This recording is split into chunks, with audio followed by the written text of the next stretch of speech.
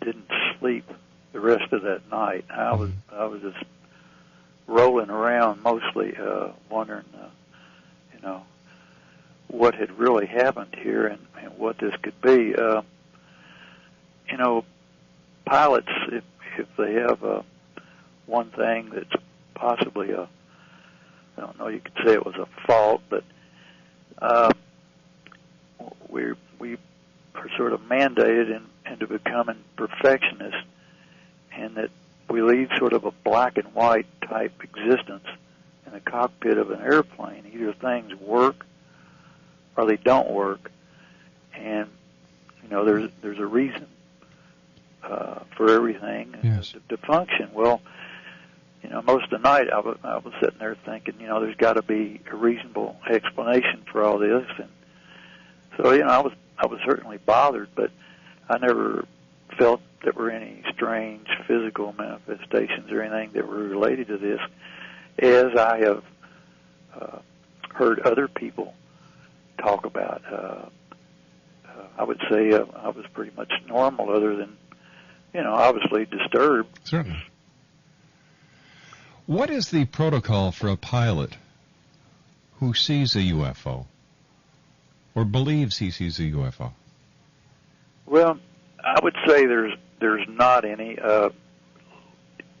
except let me give you an analogy. Someone sent me an email recently, and there was a captain of a plane that had a blind lady on the aircraft with a CNI dog. Well, they were making a stop, and the lady was staying on. They were going through, but it had been a fairly long flight. So the captain went back and asked the lady, said, can I take your dog for you? There's some grass down here, and I can take him down and let him go to the bathroom. So he put his sunglasses on, and he walks down the flight of stairs, and he's got his uniform, his hat on, and by his side he's got a blind dog, a guide dog with him. Mm-hmm. Well, you can imagine what the people thought when this gentleman walked off the airplane. I mean, who in the hell would want to get back on his plane? Well, that's exactly... Oh, heavens. That's exactly what we face, and why that we don't talk about it is because, especially back during that era, that time period, we lose all credibility, and we actually almost lose it among ourselves in the cockpit. But we never have any directions or anything from the company saying, don't say anything about this or whatever. That's never come about. It was just sort of a thing that many of us saw things, but we just never talked about them. Air traffic control, do they have the ability to pick up unidentified flying objects if the object does not have a transponder then? Today they do. Back then, it was, even on the radars we had, we could occasionally pick up an airplane or something that was ahead of us. It was nothing more than just a quick blip on the screen. Mm-hmm. Today, with the technology that's out there, they can definitely pick up things, even though there's no transponder. It doesn't make any difference. So in today's technology, I guess a transponder would only give the identification of the aircraft? That's right. That's exactly right. And it will... it displays all the information, the altitude, the airspeed, everything pretty much is in the cockpit that has to do with forward flight is illustrated there on their screen. If they want it to be, or they can just fade that out and use it as just an image showing the direction.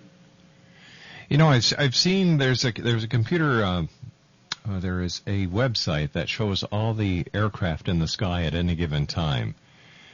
And the name of the site escapes me right now. But I'll tell you something. When you look at that, people think you look up in the sky and you see this big, massive blue sky and you see 1, 2, maybe 3 airplanes and you say, my gosh, Wow, look at all that empty sky. And then when you look at the map and see actually how many aircraft are up there at any given time, God bless you guys for the great job you do. Well, that's true. Thank you. And it's like a Christmas tree with, hundreds of lights on it, and you take that Christmas tree and transpose it on your TV screen, and that's what air traffic control looks like around the major airports. And it is pretty scary. It's a testament to the air traffic controllers and the many hours they put in, the hard work. And believe me, they're overworked and underpaid by our great government. Their rate of medical retirements is phenomenal, and a lot of it's depression. There's been some suicide, and just a lot of things related to the high stress of that job. 1-877-528-8255 is our toll-free number. My guest this hour is John Rowe, and John has been sharing his experiences with UFOs as a commercial airline pilot. And John, I can't thank you enough for coming on the show tonight and sharing these experiences with us. The new avionics that are out, I'm thinking about the new Airbus double-decker. How do you see this affecting the future of air flight? Are you specifically referring just to the avionics and the high-tech equipment? Or are you talking about the size of the airplane? Both. I don't really know what's going to happen in regards to how much acceptance there is of these, or what the acceptance will be of these giant airplanes. By the time they get here, it may be like cruise ships. People may not want to fly on something that large. Personally, I see a groundswell of people migrating towards general aviation, small jets. They're sick of airports. Mm-hmm. They're sick of the terrorist threats. They're sick of security and not being able to take their bags with them. So many people are going the way of general aviation and the small jets, and they're building them now with only 4 or 6 seats in the airplane that are becoming more and more affordable. As far as technology is concerned, there's more technology in the 777, even the 76 and 75s that are flying today than can be used, because the airports are not updated. When I retired, there were still old tube-type radars being used on our flights up to Alaska. I assume that by now they've been upgraded. But the airplanes today their technology is such that the airplanes can take off, cruise, land, and taxi to the gate, all automated, without ever being touched by a human. Unfortunately, the airport are not outfitted and secure enough so that the aircraft can automatically taxi themselves to the gate, and probably never will be. So the answer to your question is, it appears there's always going to be more technologically advanced aircraft available than there are airports, especially in the United States. The government's always a day late and a dollar short in catching up. With the new technology, is it safer for the passenger than in the olden days when the captain had more control over his aircraft? Well, the captain still has the same amount of control over the aircraft. It's just that he's now having computers operate things for him, and I think probably it's a little easier to become complacent as a pilot today than it was when I started in the mid '60s, and where everything had to be monitored because we didn't have engines and systems as reliable as they are today. Mm-hmm. So certainly think they're reliable, and they're fantastic machines. Here we're flying international with 2-engine airplanes that we thought that was an impossibility, but it's because of the reliability of these aircraft. A year ago, November, there was a sighting of a UFO over O'Hare Airport. Apparently, the only witnesses to this sighting were the ground crew at United Airlines.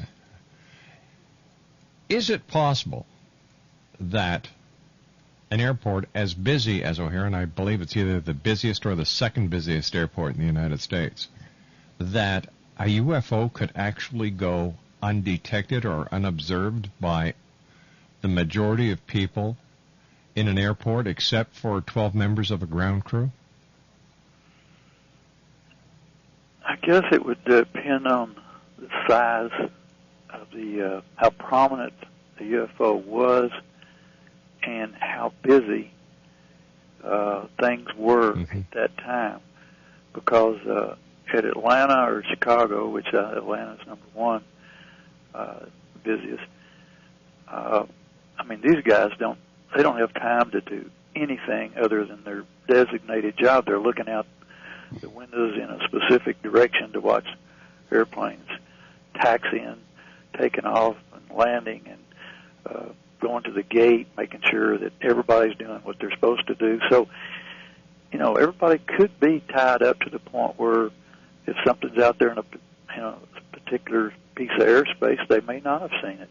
So it's possible. Is it possible that air traffic control could not have detected a UFO that was hovering right over O'Hare Airport? I don't see how that would have been possible to ignore that. If an unidentified flying object enters into a commercial airspace that is unidentified, what is the protocol? I really don't know. My gut instinct says they would ignore it, but I really don't know around these airports what would happen. I think that the UFOs are intelligent enough to pretty much avoid those places. Personally, that's what I feel. This is interesting. I told you about the two dogs being in the truck with me during this incident. My whole passion in life really has been about animals. Mm-hmm. And I don't know, I don't get to listen to your program a lot because you're on quite late up here in the Eastern time zone. And I don't know, have you ever had anyone on the program who gave their explanation or feelings about, what UFOs actually are, who they are, where they come from?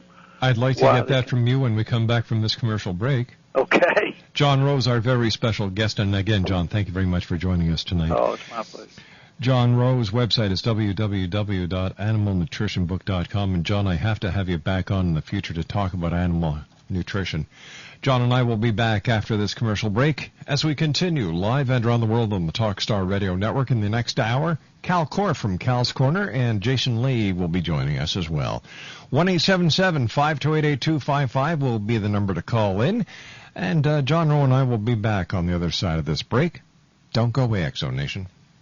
Do you owe the IRS $10,000 or more? Get ready for a toll-free number to Associated Tax Relief. Associated Tax Relief has helped others settle their tax debt with the IRS for mere pennies on the dollar. Associated Tax Relief's accountants, attorneys, and tax preparers are experts at negotiating with the IRS to settle your debt and put an end to the letters, wage garnishment, and hassles. In fact, the IRS is offering you a one-time opportunity to pay your tax debt for less than what you owe. You owe it to yourself to find out out how you could save literally thousands of dollars on your tax debt by calling for a free consultation. There's absolutely no cost or obligation for this free tax consultation. Get the facts on how Associated Tax Relief can help you settle your debt with the IRS. Call now, 800-655-3298. Don't wait another minute. Call for your free consultation at 800-655-3298. That's 800-655-3298. 800-655-3298.